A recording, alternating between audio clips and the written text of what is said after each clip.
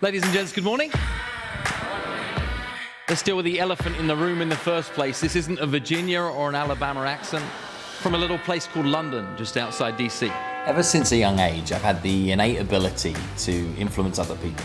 It's allowed me to go on and live quite an abundant life. I'm a loving husband, I've run multiple successful businesses, written 5 best-selling books, delivered over 2,000 presentations all around the world. Yeah, I really only know how to do 3 things. There's only 3 things I'm any good at. And I've learned that if you can get good at those 3 simple things, finding more customers, getting them to come back more often or spend more money when they shop, you can live a fairly abundant life too. There's a few things that you need to do to become excellent in the world of sales. Firstly, you have to understand what selling really is. Selling is earning the right to make a recommendation. You should never, ever, ever, ever, ever, ever, ever, ever, ever recommend a product to a patient unless you can say these words first. It's because of the fact that you said. For those reasons we recommend. This makes sense, yes or yes? Because in today's marketplace, if you always do what you've always done, then what happens is somebody does it slightly better, slightly quicker, slightly cheaper, and comes up and picks your pocket. The rule is thus: nobody wants to do business with miserable gits. They don't. And I know you're all dead happy people, right? You're always dead happy. I mean, this is forever. Everybody's happy here.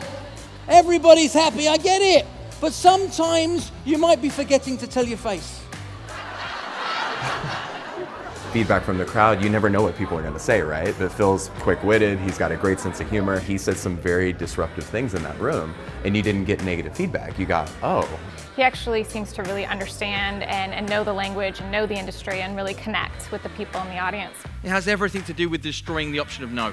Take that principle, run it into your questions, build enough evidence to mean that no cannot be picked, leaving yes as the only option. You will close more sales. When is the worst time to think about the thing you're going to say? See, it's when you're saying it, right? That is the worst time to think about the thing you're going to say, is in the very moment that you are saying it.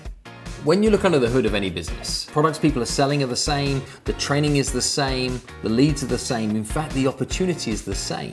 The more I drilled down into it, the more I discovered the people that were crushing it, they knew exactly what to say, when to say it, and how to make it count. And I learned that the right words in the right way would allow people to act on impulse, it would talk towards their subconscious, it would allow them to move more freely. These words would move people out of maybe or those grey areas. And I call these words my magic words.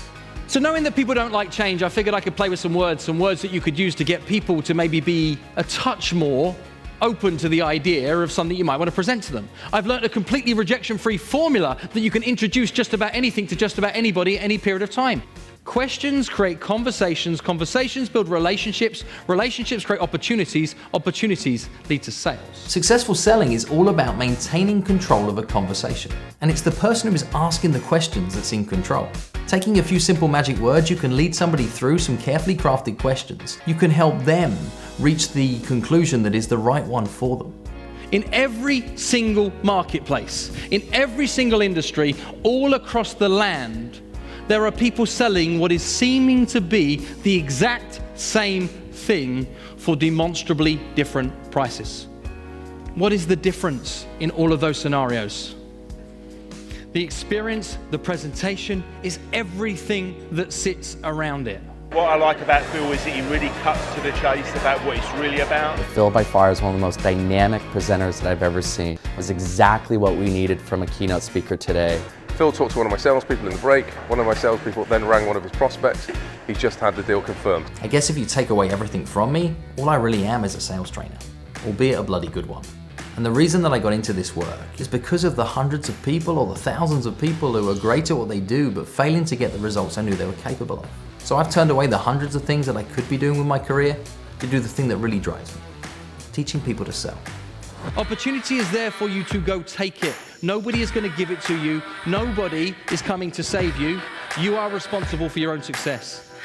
So ladies and gentlemen, my name is Phil Jones. It's been a huge pleasure to serve you. I wish you all the success in the world you're prepared to work for.